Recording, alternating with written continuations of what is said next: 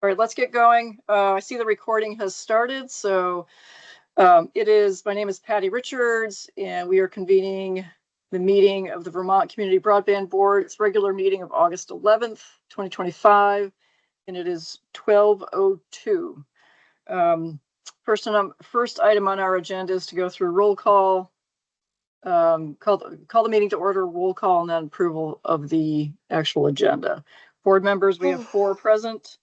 We have Brian, Dan Nelson, Sarah, and myself. We expect Laura. Hopefully she joins pretty quickly. Christine, can you run down staff? Yes, staff, we have Ginny Raboyne, Alexi Montserrat, Christina Sweet, JB Ledoux, Lucy Fortier, Karen Herzog, Rob Fish, UJ Lee, Tony Clitheroe, and Jose Agallo. Excellent. Thank you, everybody, for attending. Next item we'll take up is approval of the agenda. I'll make a motion to approve it as listed, as published. Is there a second? Second. I'll second that. Thank you. I'm going to give that to Brian. Any discussion? Yeah, we'd like to, staff, we would like to move item 8 to item right after 11, make it a new 12, because there are some confidential issues that we'd like to bring into executive session. Item 8 moved to in front of 12? Yeah, in front of 12, so 11B kind of. All right, we'll make that 11.1. Yep. Is there any action item with that item that you had planned on? No action item. Okay, great. Just given that Sarah's got to head out at 2 o'clock. All right, that is a friendly amendment. I am some support of that. Any discussion?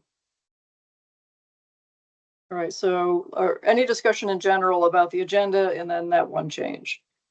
All right, seeing and hearing none, all those in favor of the agenda as modified, please say aye. Aye. Aye. Aye. Any opposed? The ayes carry 4-0. Next on our agenda is approval of the meeting minutes. 2 sets of meeting minutes. We're going to take these separately. The first one is July 14th, 2024. I'm going to make a motion to approve. Actually, I can't make a motion to approve those because I was not in attendance. I'll make a motion. Those, Patty. All right, so I'm going to have Brian made the motion and Dan seconded. Let's open it up for discussion. I'm just going to make a note that in item 1, first page of July 14th, it says the chair called the meeting to order. Let's change that to the vice chair called the meeting to order, and just put in parentheses Vice Chair Dan Nelson. And we should explicitly also at the end of the list of attendees note Patty Richards was absent for that meeting, so it's very clear. So if we can make those changes to the meeting minutes, I'd appreciate it. Okay, are there any other changes to the minutes? Okay, Christine, will you have those minutes changed for us? Yes. Thank you. Just want to make sure that's someone's got that written down to make those changes. Okay, all those in favor of the July 14th meeting minutes as amended, please say aye. Aye. Aye. Any opposed? And I'll come in as an abstention. So that is, they are approved 3-0 with 1 abstention being myself, given that I was absent. Hey, Patty, the only thing is Laura's not listed as attending, and she was definitely at that meeting. Oh, thank you. And she appears in the notes below as having Okay. input on things. Yeah. All right, make that as a 3rd addition to the meeting minutes. There's Okay, 3 items, three items to change on those. Thank you, Brian, for catching that. Yep. Yep. All right, next on our agenda is to approve the July 21st meeting minutes. I was at this meeting, so I'm going to make the motion to approve these minutes as provided in our packet. Is there a second? I'll second. Thank you, Sarah. Any discussion? I'm just going to abstain because I was not in attendance. Okay, thank you for that. Anybody else? All right, hearing none. All those in favor, please say aye. Aye. Aye. Any opposed? And any abstentions? 1. Okay, so that is the minutes for July 21st passed 3-0, with one abstention, Brian, because he was absent. All right, that brings us to item 3 in our agenda today, which is public comment. Christine, can you lead us through? Yes. So the public comment period, anybody that would like to make a comment, please raise your hand, or if you're on the phone, just chime in and you'll be given 3 minutes to speak. Would anybody like to speak?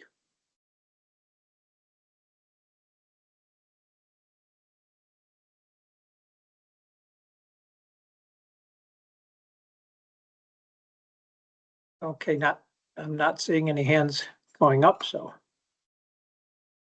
Okay, Fine. let's close public comment. And just remind folks, if there are any burning public comments that would like to come forth, we have another slot for public comments toward the end of our meeting. It's item 10. All right, let's now move on to item 4, which is update of the proposed DE plan. Christine, you want to tee us up? Yes, we're not looking for formal approval at this point. We will document a plan for formal approval later, but we have, Brittany Watson has been working extensively with the team and the CUDs and others to put together a skeleton of a plan. This is, as you know, is when the board has approved of us in doing a scaled down plan based on the changes that happened at the federal level. And I think staff is quite impressed with the work that she and her team has done. Hopefully you'll be the same. And Brittany has joined the meeting, and I will turn it over to Brittany.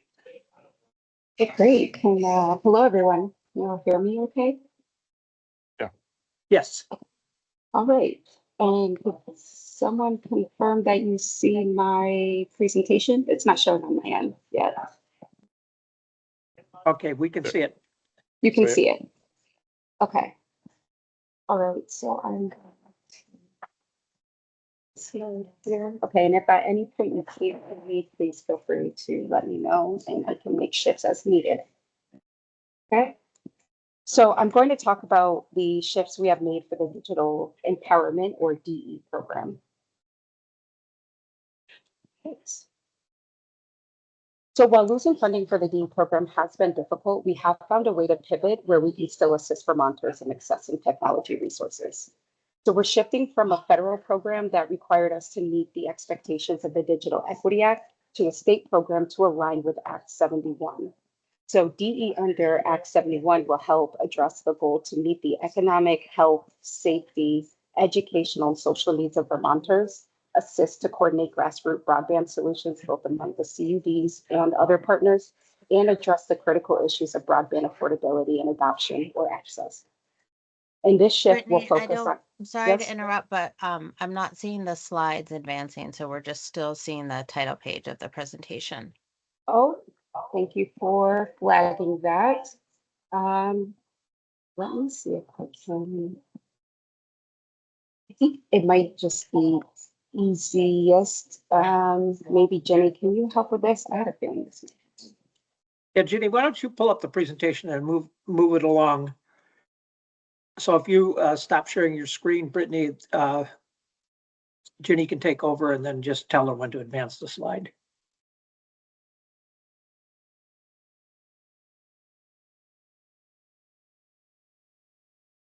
So it's showing, it's still showing on my end that I'm gonna leave and come back. And hopefully that'll stop my screen share. It's not allowing me to stop sharing.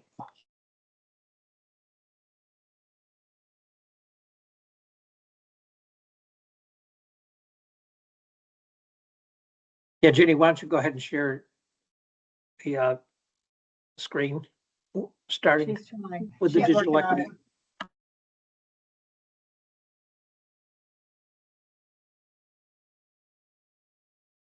All right, the screen shares stop and Jenny is now sharing. Ginny's got it. Yep. Okay, perfect. Thank you, Jenny. So I'll just let you know when to change slides.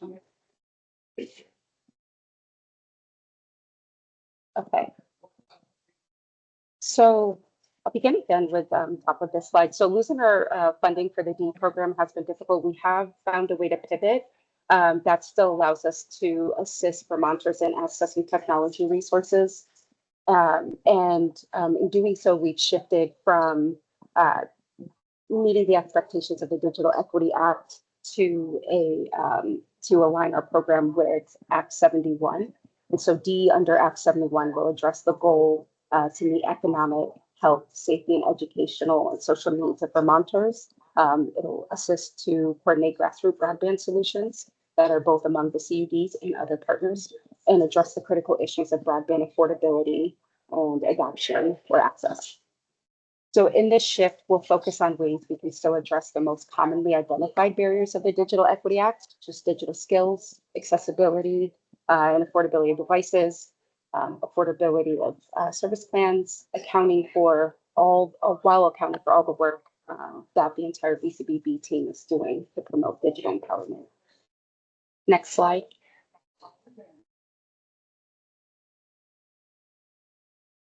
We're moving forward with the same programs we had under the capacity grant funds and have modified them to match our current capacity. So our device donation program is intended to get devices to Vermonters in need, thus removing a barrier to accessing affordable devices. This program will rely on community efforts in taking donated devices, refurbishing them, and distributing them to partner organizations and Vermonters for little to no cost. So the way we pivoted in this program is making it philanthropic with hopes to collaborate more closely with the CUDs. We plan to secure funding to pay refurbishers, support the purchase of parts and device accessories such as charging ports and cables, as well as collecting and distributing devices throughout the state. The digital literacy program will be a statewide effort with participating organizations to work with our device donation program. So the pivot in this program is VCBC staff leading the digital literacy program in-house versus contracting out.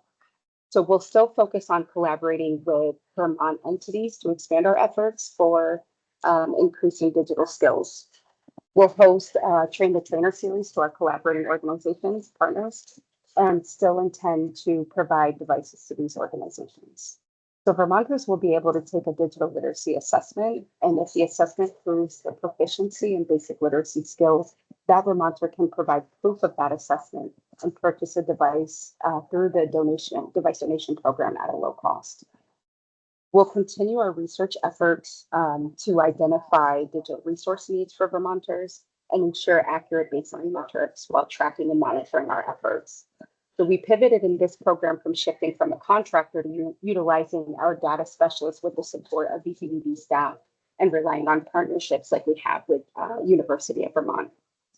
So we're still in process of fully designing the revised research program, and we anticipate that most of the activities will remain the same, and the shifts that will happen will be based on our capacity.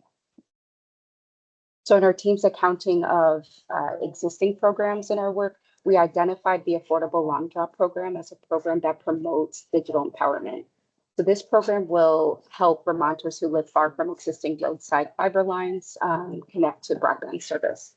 The VCBB will prioritize funding for manufactured home communities, lower income Vermonters, and customers at eligible addresses who have signed up and committed to service. Next slide, please.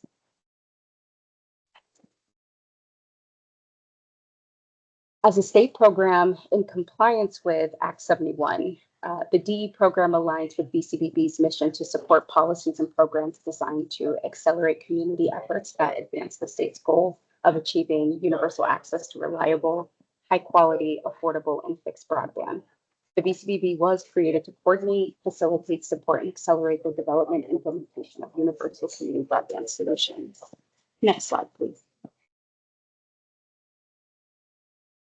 Vermont's vision remains the same. We drafted our vision with stakeholders and input from communities across Vermont and still believe that every individual in Vermont, regardless of identity, community, or economic challenges, should have high quality, accessible, affordable technology resources.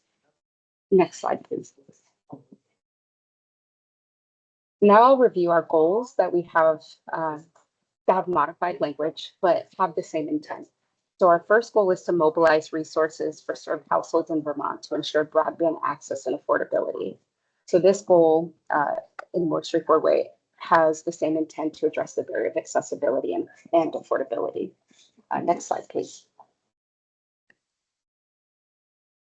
We plan to meet this goal by connecting all Vermont households through construction grant programs, the implementation of the Affordable Long Drop Program, and potential partnerships throughout the system. We'll also identify, track, and monitor our work in progress through our research program. Next slide, please. Our second goal is a combination of our previous goals 2 and 4. We combined them because they had a lot of overlap. So goal 2 is to facilitate sustainable community-driven digital solutions across Vermont by empowering residents, agencies, organizations, and businesses with the skills and access needed to safely study, work, communicate, and engage with essential services. This goal has the same intent to address barriers to accessibility and digital literacy. Next slide, please. The activities in Goal 2 will promote collaboration across the state with existing services to provide a cohesive approach to digital resources and skills. To create the best statewide approach, we're going to focus on partnerships. We will partner with the CUDs to identify and develop community-driven statewide solutions that increase access, affordability, skills, and devices. We'll partner with existing service providers that provide digital resources throughout the state. And we'll continue participating in and supporting efforts like Vital Vermont, which is an initiative that seeks to make telehealth more accessible. We'll assess the digital skills, access, and local needs across communities to tailor our efforts in meeting the true needs across the state. And we'll also, of course, identify, track, and monitor our work in progress. Next slide, please.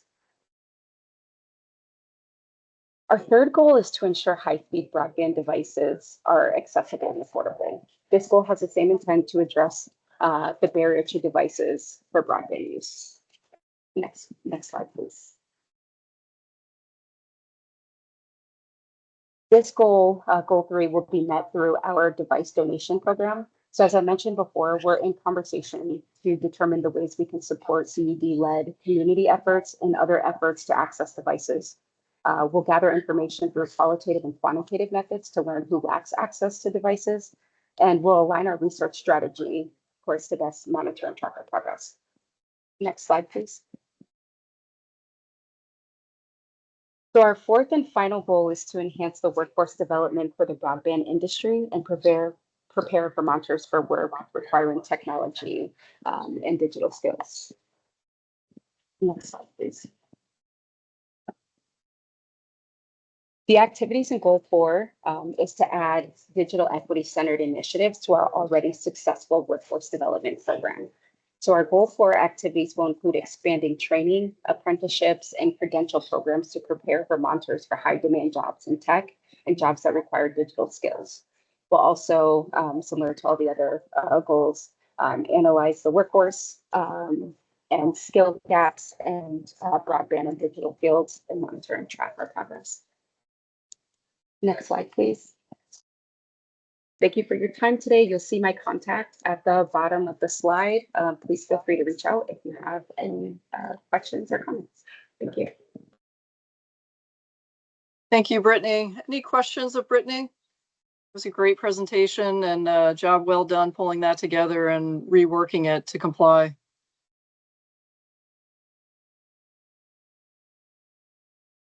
All right, I'm seeing head bobs of yes, thank you very much. And we're not gonna hang up on any particular item so we can keep moving ahead and get done before the heat hits us all.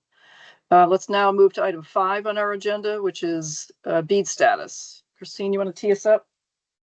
Yeah, needless to say, this is where we've been putting a large effort to stay on schedule with the BEAD plan. And Alexi has been leading that program, and Alexi will present where we are. Go ahead, Alexi. Yep, thanks. So as we noted in a press release we did last week, we have completed the so-called benefit of the bargain round, which was required by the June 6th policy restructuring notice issued by the NTIA. this was an additional round to our initial round and essentially supersedes it. For this round, we received 100 applications from 8 different providers. The biggest sort of change between the two was the entrance of low Earth orbit satellite providers. At this point, I can't really provide any information about exactly who the bidders were or any amounts or anything more specific than that, since we're in the process of reviewing those and selecting preliminary winners, which I'll get to in a second. So it's sort of just a overview sketch of the coverage. And we do presently have a bid for every BEAD eligible address in the state. Reminding everyone that BEAD eligible, having coverage for BEAD eligible does not necessarily indicate the entire state, since we still have some addresses that are under ARPA grants. So we'll be, just want to clarify that point. And we did not have any wireless bids, so that was just sort of interesting. We didn't know if any of, given the removal of some of the ways that we were evaluating projects, we didn't know if we would see wireless, but we did not. So just to go to the timeline. And Alexi, Yep. can you say no wireless bids? correct. Can you define wireless? So no fixed wireless providers submitted, or unlicensed fixed wireless providers submitted So any. no cell any bids. service? Correct. Yep. So we did not see any of those come in. Okay, what else would fall in that category, just for clarification? Just those. So Okay. again, there used to be, and maybe in your head, you got the old classifications of, what alternative technology was and that kind of thing, which at one point did include the unlicensed fixed wireless and a low Earth orbit satellite. But the policy notice kind of wiped out those distinctions. So we just talk about which technology type at this point. So, Yeah, can I kind of rub briefly just to? yeah, sorry. It's interesting. The unlicensed fixed wireless is basically using, the open public bands. They used to be called they call it CBRS, Citizens Band Radio Service. What's interesting about that is, if you look across the states in the country, about 25%, a lot of the states, many of the states had 25% of their addresses challenged by unlicensed fixed wireless. But because of the topography in Vermont and the tree cover, it's just not practical. Okay. So in that no wireless bids category, does that also mean that low Earth satellites did not bid? The low Earth orbit satellite did bid. Yes. Did bid, okay. Yes. Right. And so that's a difference between the two rounds. So last time we did not have any low Earth orbit satellite bids. Okay. This time we do. All right, just want to be clear about the Yep. no wireless bid definition. Yes, satellites technically do not have wires. So,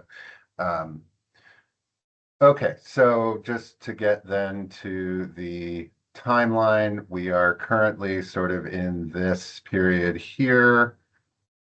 We have completed a couple of rounds of curing with folks who applied. So elements where we needed more information or more clarity on an application. So we have all that information back now and have done a significant amount of reviewing and scoring of the applications, but we're finalizing that in the coming couple of days.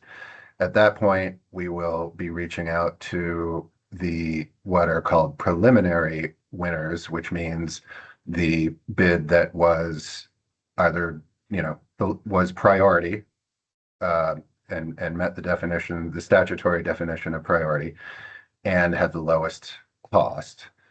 Other factors that we will have to be considering is whether that bid asked to remove any locations, because that was allowed under the round. That will affect, obviously, how we make sure that we have full coverage, whether we go back to that provider and ask them actually if they could include those. There will be a number of different ways that we try to approach a situation where addresses were removed. Ultimately, we are responsible to get them all covered. So we will be, that this next sort of week and a half is intensively discussing with the providers to make sure that we accomplish that goal. So once we've got that, we will compile those results, including, sort of the top level process issues and outcomes for board approval on August 25th. After that, we meet with the NTIA in a 30-minute meeting that is designed for them to do a fairly similar thing to review what our top line issues are. A couple of states have already done this, and we understand there is a very sharp focus on cost, obviously, and including cost per passing in the different areas. So we will be prepared to explain our rationale on those elements. And then we would notify the subrecipients of their provisional selection at that point. So that means they're going to go in the final proposal, they're board approved, and they're going into the final proposal. We then put it up for public comment for 7 days, and then we submit it to the NTIA, the deadline being September 4th. The NTIA then has 90 days, given itself 90 days to respond to all states with yes or no. They have made clear that, so this meeting that we have to have on the 26th will review the information. The NTIA has made clear that even if they raise no issues in that meeting, they may later.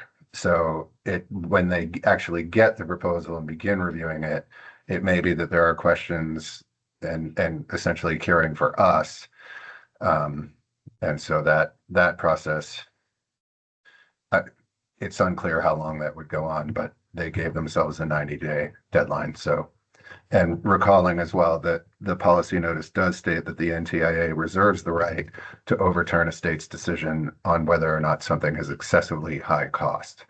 So that's the other element that we have to be able to defend. And that is my update. Thank you very much, Alexi. That was very helpful. Any questions of Alexi? I have one, Patty. Lexi, things are very tight between the August 22nd and the August 25th. Are we going to get a packet of some kind at that point in that very narrow window? I'm very sorry. Right. Yeah. So I had flagged this issue. I think probably Tony and Christine will talk to you about that issue, but you are correct that is a very tight amount of time, and we will do our level best to get you something that you can easily digest. And then, we will have time, obviously, during the board meeting to flesh out anything that remains as a question, but we probably will need more than the usual amount of time before a board meeting to prepare the material. Okay. Yeah, if you look at so much.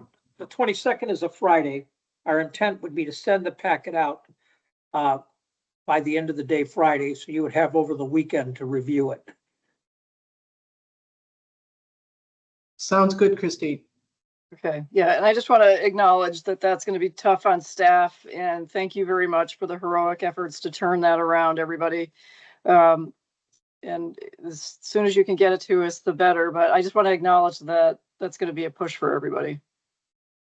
Yeah, for sure. Thank you. Thanks. Okay, any other questions of Alexi? Okay, thank you very much. In the interest of managing time, we're going to keep moving. Let's now move to item 6, which is end of year budget update. Yeah, this is our quarterly report to the board. In this particular quarter, it's the end of the year update, and I'll turn it over to Christina. Thanks, Christine. I'll go ahead and share my screen now. So I believe JB Ledoux, our financial manager, is also on the meeting.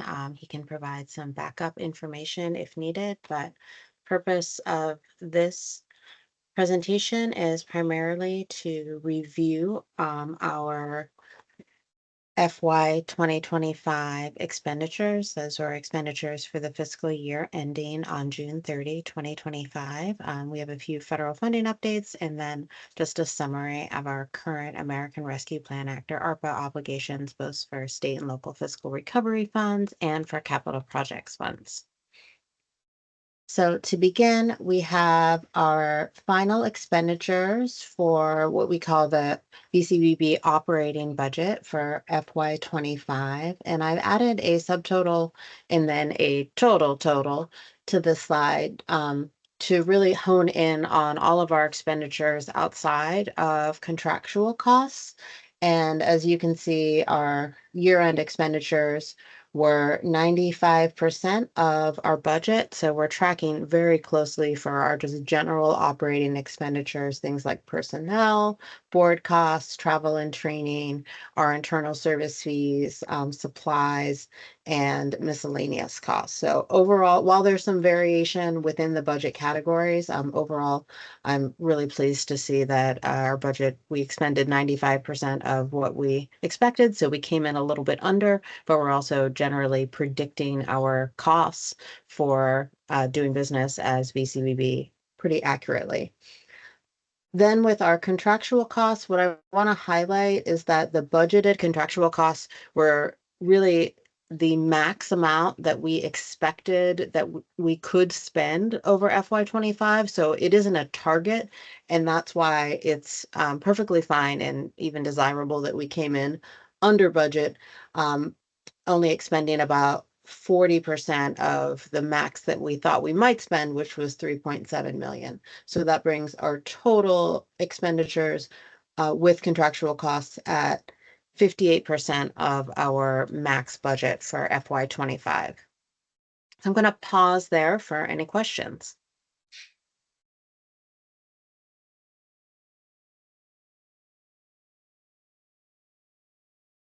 Wait, hearing none, I will continue. We have a few federal funding updates. As Lexi mentioned, we are working on our final proposal and funding request development for the NTA Broadband Equity Access and Deployment or BEAD program.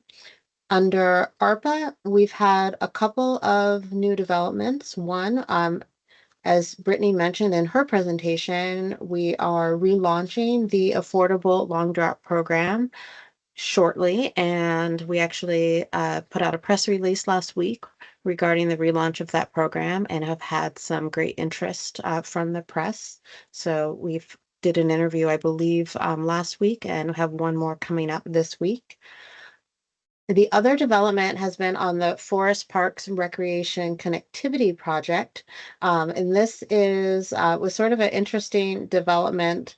We did not realize that the Department of Forest Parks and Recreation were still working on their project to bring broadband internet service to 17 state parks around Vermont. There was a little bit of a miscommunication. I think they had been working on the project and then I believe somebody left, and they have relaunched the project. They are communicating with us about the major developments of that project so we can support them where needed. And that project is funded by a separate appropriation of 1.6 million in ARPA capital projects funds. So it doesn't come out of our appropriation of $95 million at all, but we're working with them to make sure that they know how to report in the Treasury portal to complete their quarterly and annual reports. And we do that coordination with the Department of Libraries as well, since VCBB, Department of Libraries, and Forest Parks and Rec are the only units of state government with capital projects fund appropriations. So VCBB, with the largest share of that appropriation, we've taken a role in helping support the other entities with reporting.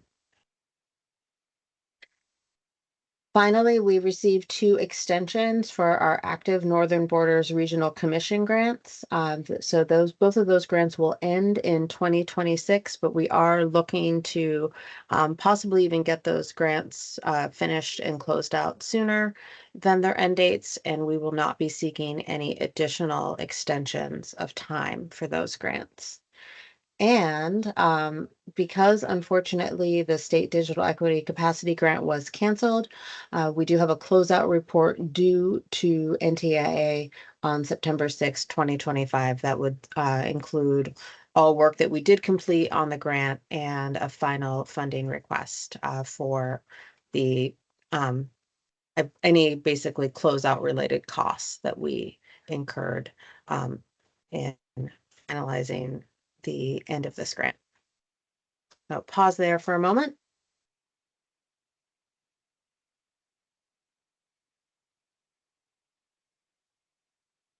Okay, and our last slide, we just have a summary of our ARPA funds. Again, our state fiscal recovery or SFR funds, 150 million are fully obligated.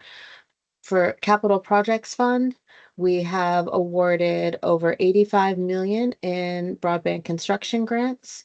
We have encouraged Chittenden County CUD and notified them that they had an additional $124,463 that was originally allocated to the CUD that they could still apply for. So we believe that they will apply for that funding.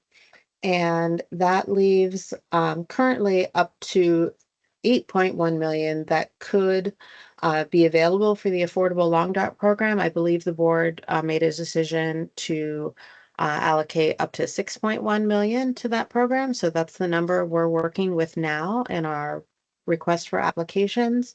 But due to Otter Creek CUD notifying staff of their intent to deobligate some of their broadband construction grants since they have finalized their construction grant. We'll be talking about the closeout of the grant shortly.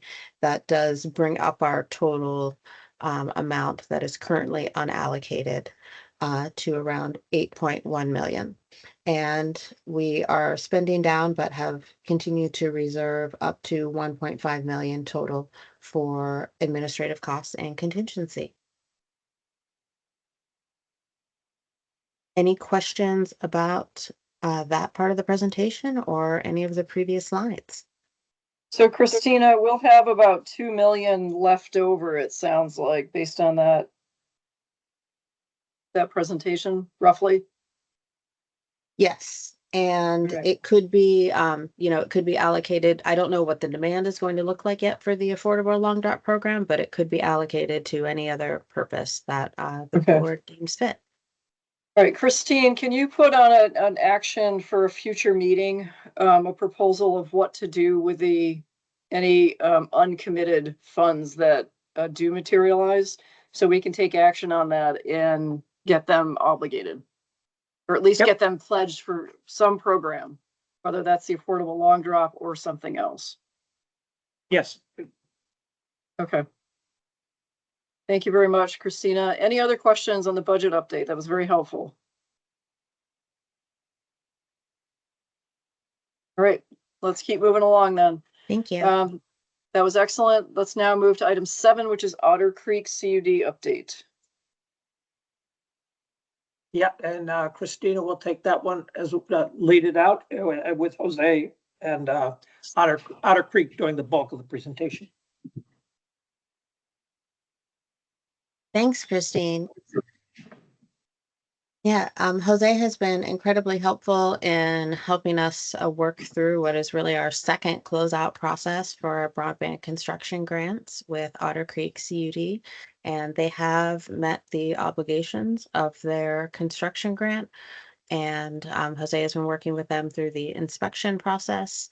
And as I mentioned earlier, they will be deobligating about $2.9 million of the grant because they came in well under budget.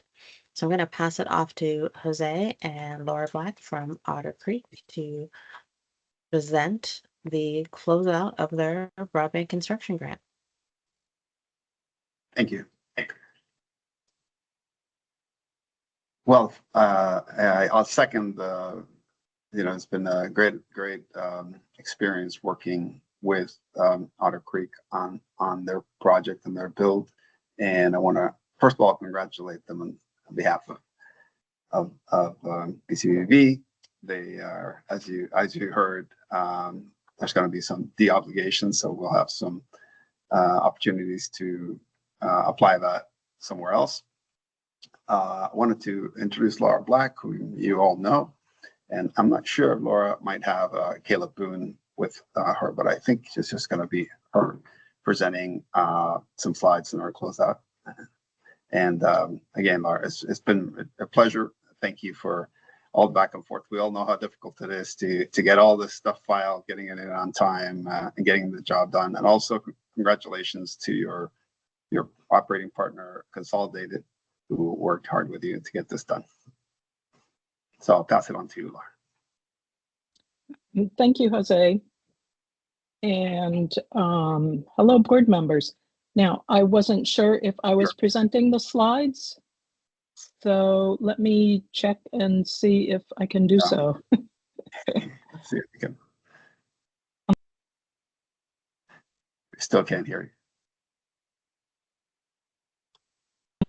I can also, Sorry, I'm happy to also grab the slides if that is helpful. Thanks. Sorry, I had forgotten, I hadn't turned my mic I think on. you want to So call in on your phone, and then I can. I'm able to hear Laura. And then I can put the. I can hear her.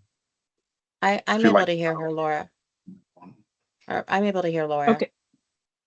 We can all Yes, hear I think- Laura. I Jose think you can't can hear all any hear of me. us.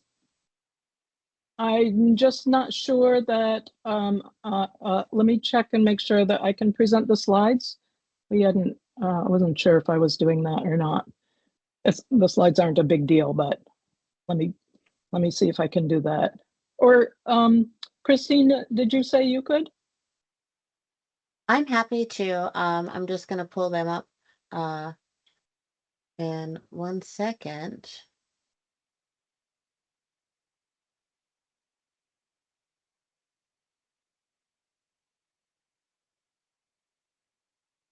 Great, I see the slides now. So I can present those if that's easier. Well, hold on 1 sec. I think this is it. That looks like it's Do you- it. Great. Do you see it? All right, cool. Yes. Let me do play from current slide. Hey, all right, very good. Hello, board members. And I heard you're trying to move this meeting along, so I'll get going. I'm Laura Black. I'm the chair of Otter Creek CUD Governing Board. Thank you for the opportunity to present an overview of our grant-funded construction project and a little bit of information on the CUD's current activities. So I will provide a brief description of the project data, our board activity and operations, a little bit of info about our services agreement with Rutland Regional Planning Commission, and an overview of our sustainability plans. So moving right along to our project data. So Otter Creek was awarded a construction grant in fall of 2023, signed in early 24 for the amount of a little over $8.5 million. We then executed our contract with Consolidated Communications to build to the unserved addresses of our universal service plan in the grant-funded areas of our district member towns. Those are Brandon, part of Castleton, Chittenden, Fairhaven, Goshen, Mendon, Pollitt, Pittsford, Poultney, Rutland Town, Rutland City, Shrewsbury, small part of Sudbury, Wells, West Rutland, and West Haven. Consolidated started construction in June of 2024 with a preliminary completion date of simply the end of the year, December 31st. During construction, Otter Creek, we maintained an active website showing the areas of construction. They were essentially color-coded by Wire Center. Not that constituents knew that exactly. showed the construction start and completion, which meant that service was available. The website also had links for potential customers to sign up for the high-speed broadband service. As the summer and early fall progressed, Consolidated was able to boost their construction crews in the area, and their projected completion date shortened. In late August, 5 towns were released for sales. Those were the first wire centers to be released. It was exciting news for us. During this time, the VCBB's testing contract continued testing and releasing areas. That testing actually was completed by November 5th. By the end of August, Consolidated told us the construction would be completed by September 30th, and that projection held true. And finally, in April of this year, 2025, Consolidated presented their final invoice, bringing our total of construction grant spending to about 5.5 million, a little over. The grant area construction completed in 2024 was 208.43 miles, about 3,626 addresses passed, and about a little over, well, almost 1,300 unserved addresses served. Next slide. So for the board's activity and operations, during the construction last year, Otter Creek responded to inquiries about service availability to construction issues. As winter months ensued, there were questions relating to service installation on frozen ground that we talked through with Consolidated and so on. To widen and increase Otter Creek's visibility to constituents of our district member towns, we began posting regularly on Front Porch Forum. We included information about service availability, as well as the role of Otter Creek CUD to assist constituents. We continue to assist our constituents who contact us for help or information. This year, the board and officers of Otter Creek have remained active in order to maintain our operations and contractual and statutory obligations. We continue a relationship with Vantage Point, who's our contracted consultant. You already mentioned Caleb Boone. I'm not sure he's on the call, maybe. He manages and provides our grant reporting and does other assignments as we need. Our single audit, we hired and worked with a CPA. We completed our federal single audit 2024 with the revised open meeting laws requiring a physical location, as well as our new desire to transfer our treasurer duties. We decided to approach Rutland Regional Planning Commission for these services. Rutland is, fairly central to our district. We're not quite the county, but sort of. And as the Planning Commission is also, sort of county-based, the Planning Commission is a county-based government entity. It seemed like a good suit to have a role alongside our organization. And the executive director heartily agreed to engage in an agreement. So as the board tasks have dramatically decreased since construction has been completed, we've chosen to meet only quarterly in 2025. We voted our new schedule at the annual meeting of this year. The Otter Creek officers meet regularly, now quarterly, with Consolidated, as well as with our other partner, GoNetSpeed. We review performance metrics per our contract and agreements. And we are also in contact regularly to sort out miscellaneous issues that constituents have. Typically, it's construction. Otter Creek officers join VCUDA board meetings. I also review VCBB meetings if I'm not attending, minutes and recordings. And we report both to the governing board at our regular meetings.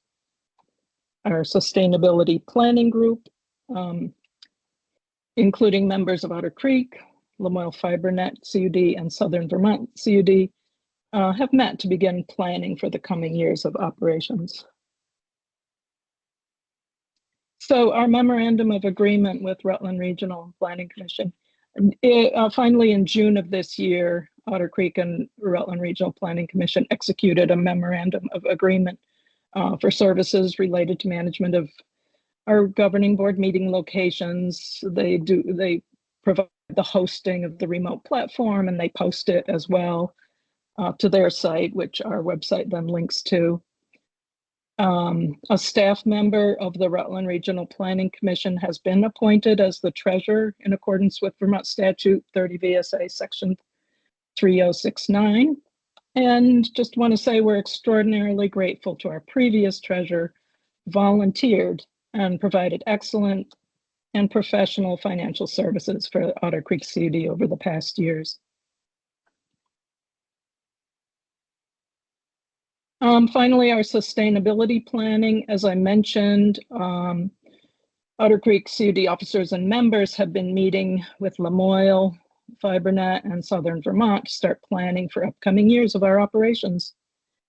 Previously, not all of you board members were there, but our 10-year sustainability plan was developed and presented to VCBB. It included funding for our operations in the future through 2034, pretty sure. Early this year, we met, our sustainability planning group met a few times. We found it was premature to begin developing more details of our plan for example, an incorporated structure. We just decided to regroup late this year or even the beginning of next year.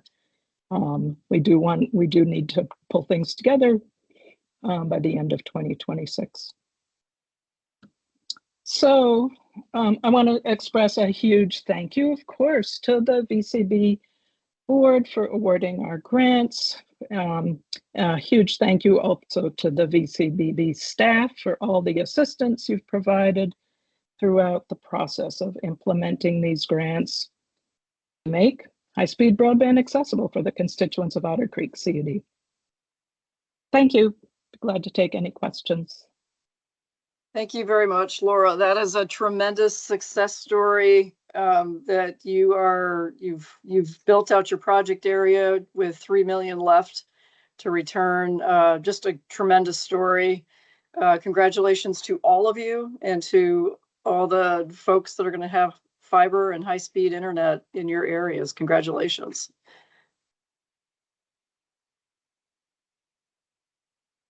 Any comments, questions from other board members? I just echo the same. Your sentiments. Yeah, exactly. Excellent. Well done.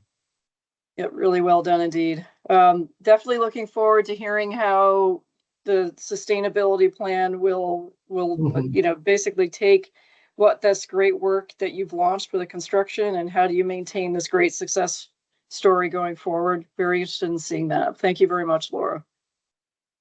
You're very welcome. And we will certainly share that going forward. Excellent.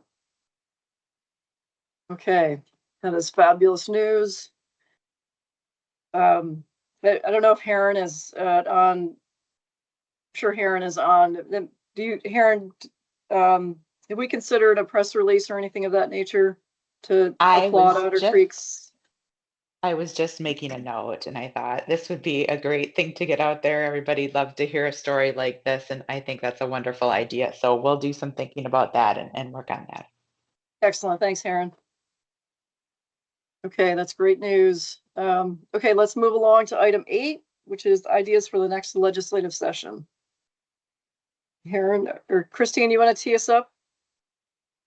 Yeah, this is actually, I think Heron will take it. She's okay. Pretty self-explanatory. I thought we moved it. I can take it, but we moved it. I was going to remind you. Oh, I'm sorry. Sorry. Yep, we did move that. All right, we're not taking up item 8. Sorry. Thank you, Sarah, for that question, for that catch. We're taking up item 9 next.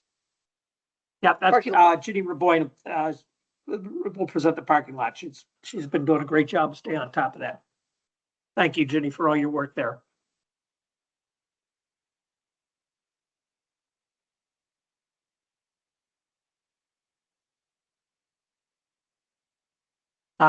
We can't hear you if you're speaking. I know they were having sound problems. Okay, how about now? There you go. Good job. Perfect. Okay. Hi, everyone. All of these slides are currently in progress.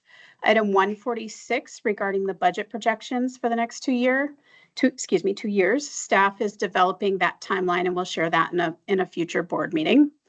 Item 145, Ms. Herzog is continuing communication with NEKCV, who are planning the opening of the community center, just to ensure that we do get some press on that. Item 138, staff expects to be complete after the special board meeting on August 25th. Item 130, staff continues to review and research solutions for customer backup issues. And item 137 on this slide regarding the timeline for the Affordable Long Drop Program, that's ongoing. However, there was a press release on August 4th, and Christina and Brittany both spoke to that just a few minutes ago. As noted in the last board meeting, staff is returning to items 121 and 40. And item 124 relates to the special board meeting again on August 25th. Finally, item 114 is our reminder just to check in on the board terms to keep that top of mind. So this item was completed. As I was reviewing this task, I recognized that I had made a mistake and assigned this action item to Ms. Sebelia when in fact it was for Ms. Halquist. So Ms. Halquist notes that this item is resolved fully with through the BEAD program. Every address will have service as part of those BEAD requirements.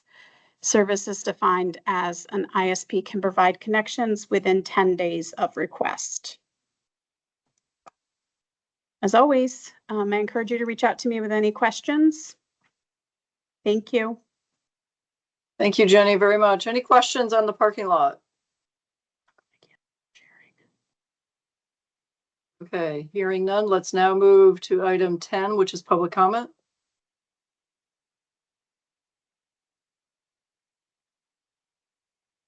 At this point in the agenda, feel free to raise your hand, or if you're on the phone, just chime in and you'll be given 3 minutes to speak. Anybody from the public would like to say a few words?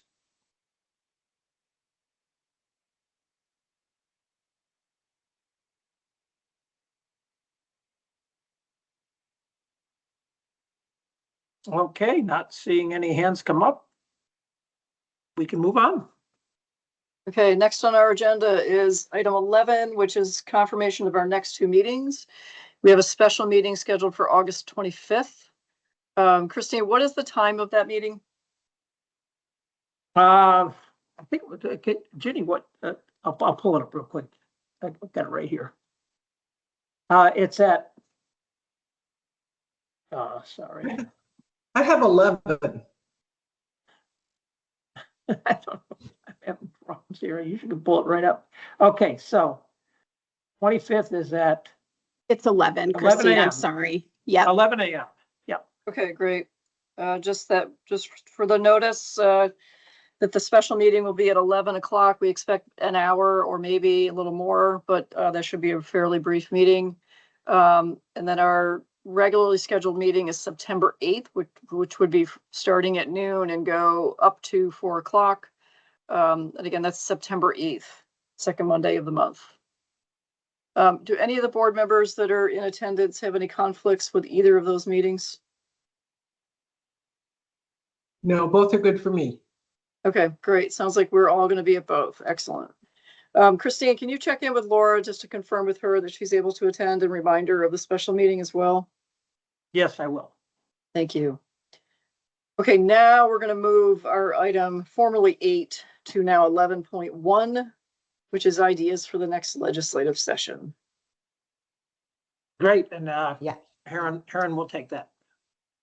Okay, I will take that and I will share my screen. Okay, can you see my screen?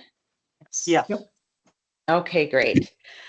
So this presentation is designed to start early on our legislative priorities, giving us plenty of time to get prepared before the session starts. So feel free to stop me at any time with questions. Staff has been meeting weekly since last session to identify issues and work on initial ideas that we're now ready to present for your feedback and input.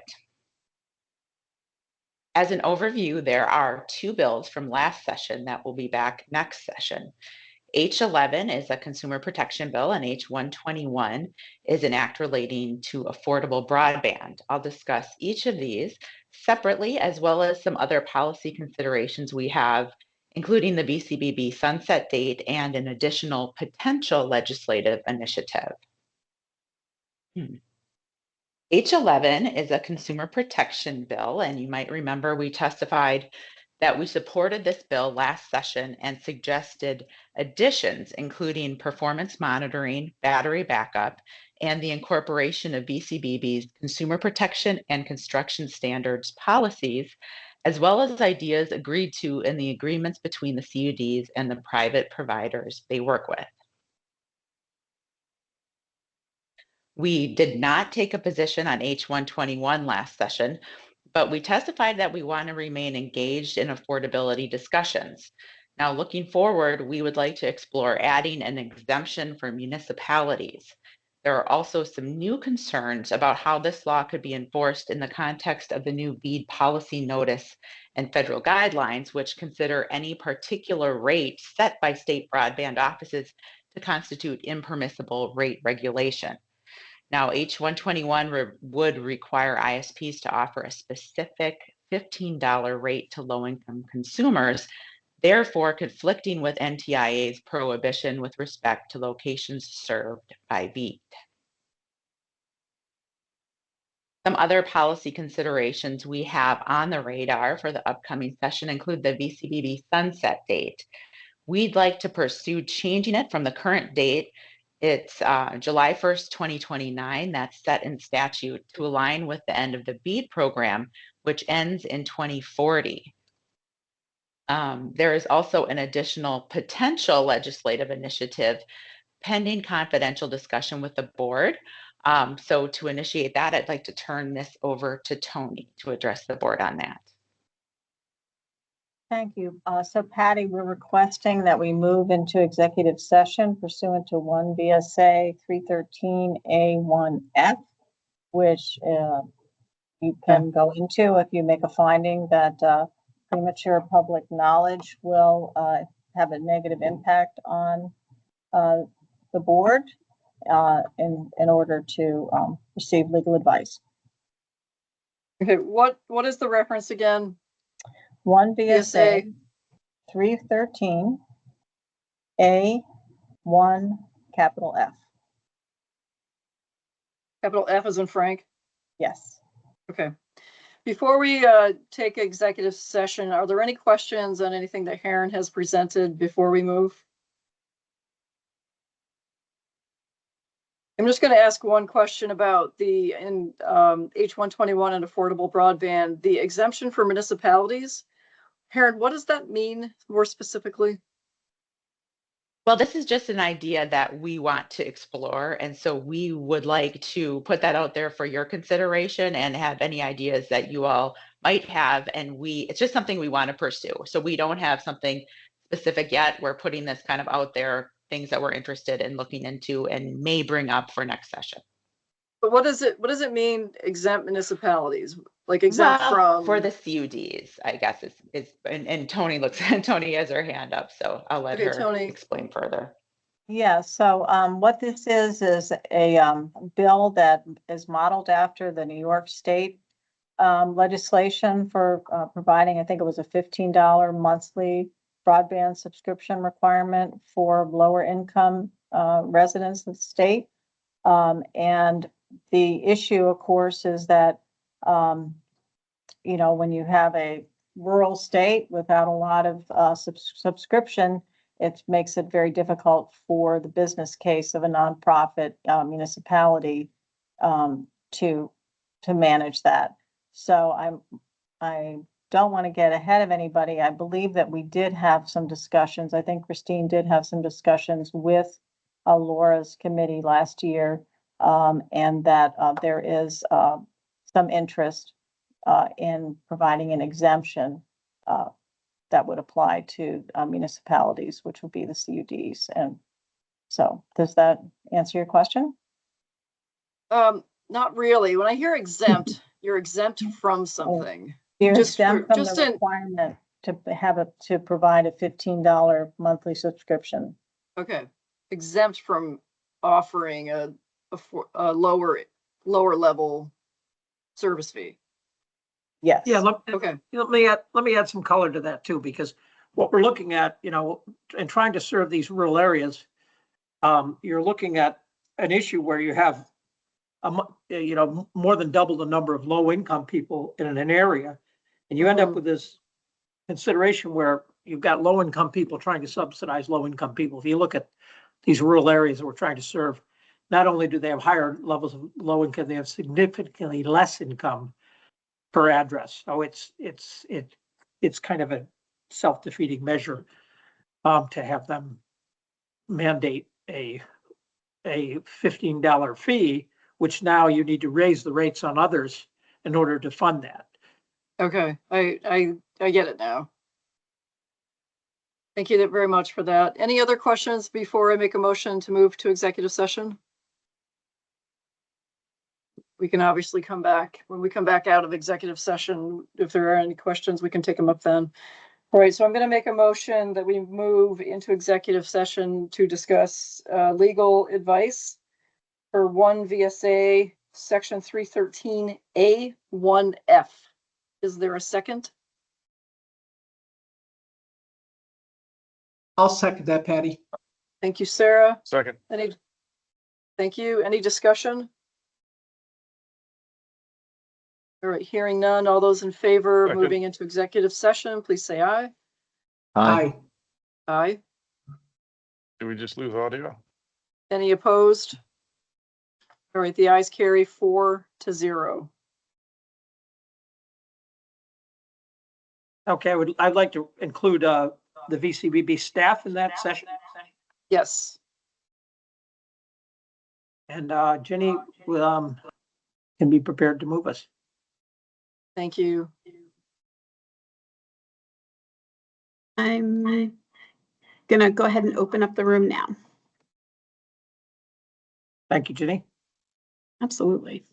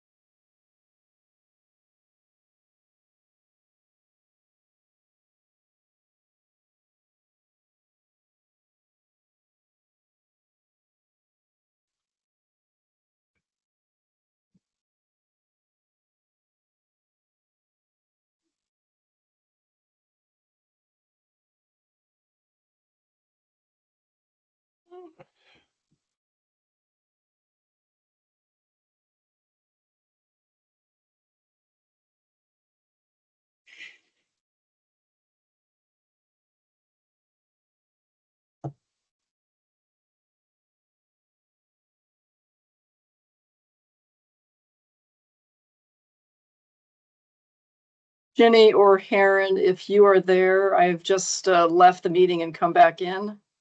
Yep. Hi, Patty. I'm here. I'm going to put you back in now. Thank you very much.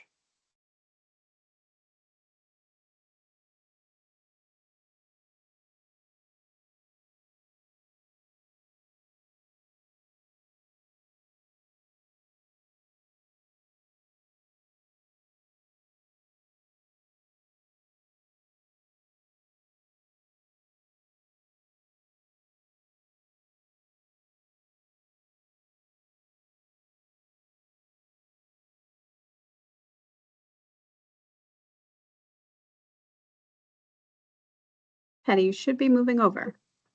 Okay, thank you.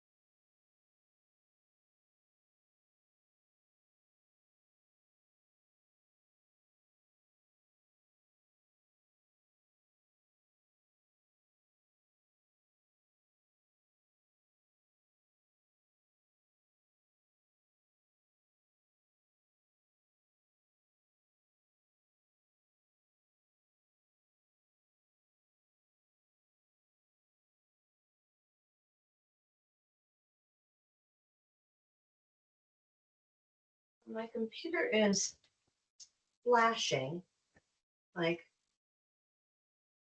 intermittently. Okay. And it flashed itself off this morning. Hmm. Hey, And, Tom, we can hear you. oh, sorry, you got a call? Unmute. Thanks. Sorry.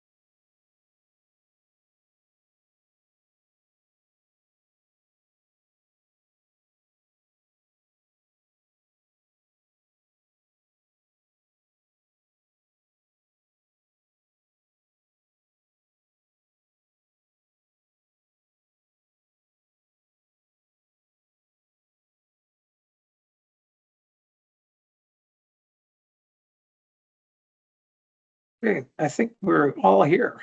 I'm having a hard time stopping sharing, so Tony is going to try to share something to see if she can trick Microsoft, maybe. That's what happened earlier with the parking lot as well.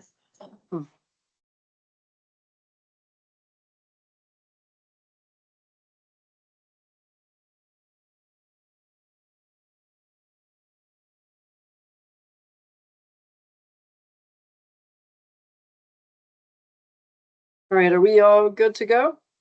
Yep, I think we're good. Yeah, we're good to go. All right, do we see Sarah? Yes, Sarah is here. I don't see I her. Hi, I'm there she here. is. There we go. Okay, excellent. All right, so we are back in public session. We just went into executive session for a discussion on legal advice relative to the next legislative session.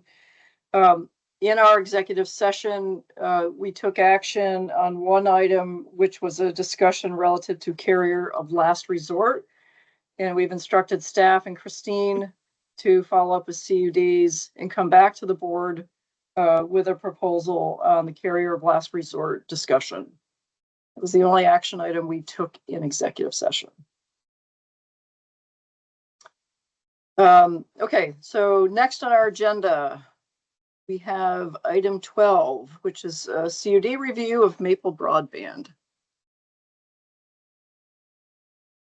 Yep, and this will require executive session as well because it's the sharing of their business plan, which has Okay. and it'll be staff and including Ellie DeVilliers and was there anybody else, Jose, from Maple? Steve Huppaker wants to Yes. attend. And Steve Hupp. Okay, great. Okay. All right, I'm going to make a motion that we move into executive session inclusive of everyone that was just identified pursuant to 1 VSA section 313A6, which protects records exempt from the access to the public records law, specifically 1 VSA section 317C9, which addresses confidential business records or information. Is there a second? Thank you, Brian. Any discussion? All those in favor, please say aye.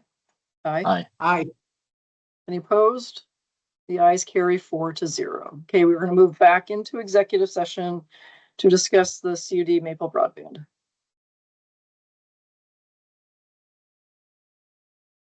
I'm opening the room right now.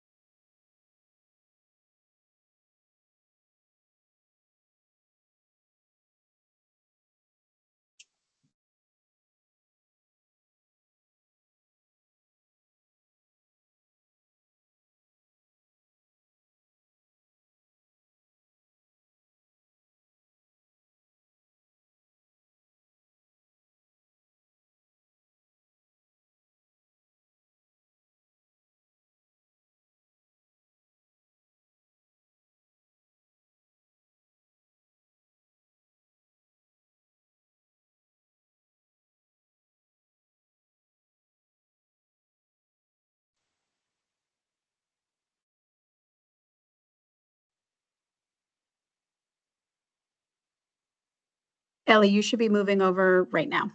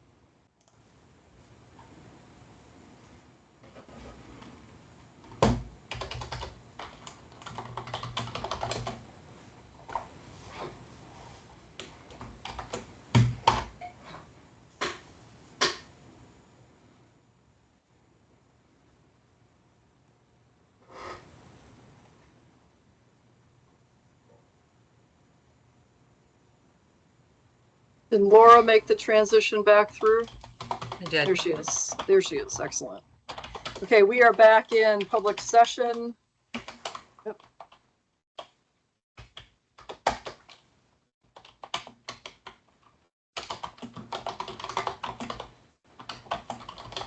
Wait, can you hear me? Yes. Okay, excellent. We are back in public session.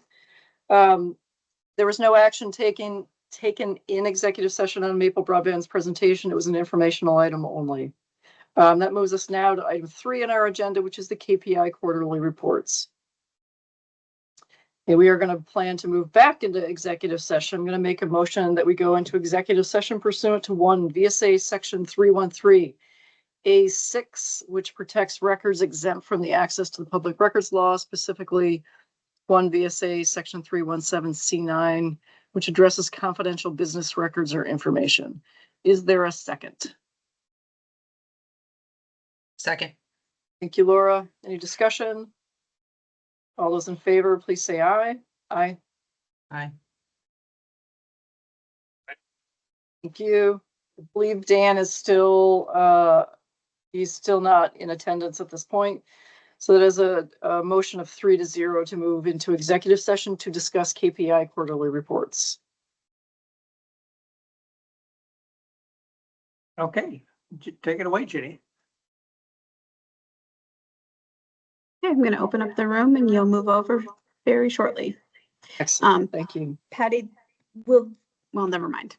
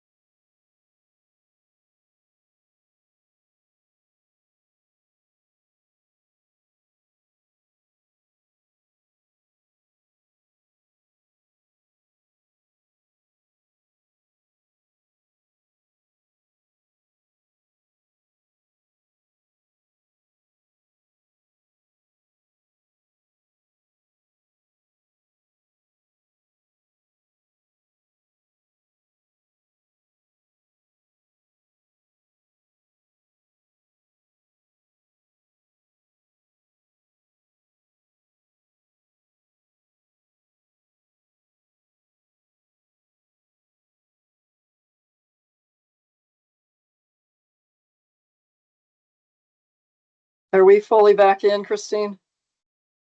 Just checking now. I don't see Laura. Yeah, I I'm see here. Laura. Yeah, she's Okay, here. we're there. She's here. Okay. Okay, we're good. All right, we are back in public session. We have just exited from executive session to do a KPI quarterly reports review. There was no action taken in executive session. We are now on to item 14 of our agenda, which is board review, executive session to deal with personnel matters. And I'm going to make a motion that we go back into executive session with just board members. And this is pursuant to 1 VSA section 313A3, authorizing a public body to hold an executive session to consider personnel matters. Is there a second? Second. Thank you, Laura. Any discussion? Yeah, actually, we'd like you to have Tony and I in for the beginning of the session Okay. to report. All right, we can do that. So Tony and Christine will join board members. All right, all those in favor, please say aye. Aye. Aye. Any opposed? The ayes carry 4-0. All right, we will now move over to executive session.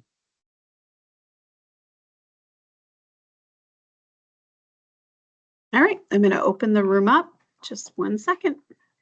Make sure And then- make sure nobody is muted that's coming over, because you will not be able to run the mute. Yeah, good point. And then this will officially be the end of the meeting, correct? So I will stop the recording as soon as we're in executive session. Hey, Jenny, technically the end of the meeting is when we adjourn the final executive session. So we Okay, had will you come back out? we just leave, but for the minutes, it should reflect the end time of the final executive session. And I can let you know what that time is. Yeah, I think that's good because I don't really have any way of knowing on this end. So if you can Okay. just send me a text, maybe that would be amazing. Yep, will do, Jenny. Okay. Thank you. No problem. Opening the room now.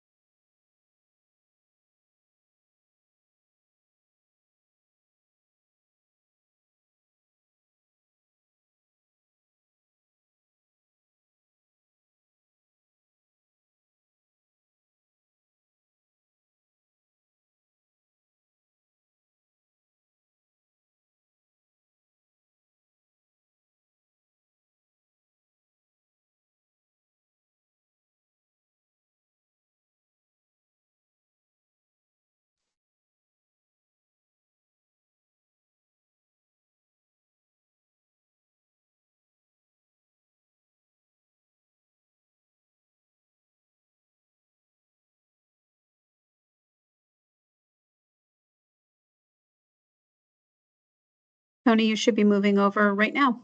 Thank you.